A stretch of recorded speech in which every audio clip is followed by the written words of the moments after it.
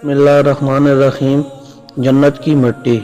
ایک دیہاتی نے گارے کی مٹی کی مدد سے اپنا گھر بنایا۔ گھر میں اس نے چھوٹی سی 7 مصلوں کی مسجد بھی بنائی، کیونکہ اس کے 7 بیٹے تھے۔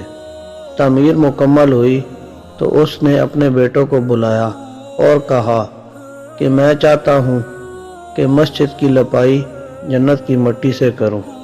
تم سب بھائی جاؤ اور جنت کی مٹی تلاش کر کے لاؤ۔ بیٹے پریشان ہو گئے کہ جنت کی مٹی سے کہاں سے لائیں۔ باپ کا حکم تھا۔ 6 بیٹے ڈھونڈنے نکل کھڑے ہوئے، جبکہ سب سے چھوٹا اور 7واں بیٹا بیمار تھا، گھر پر ہی رہا۔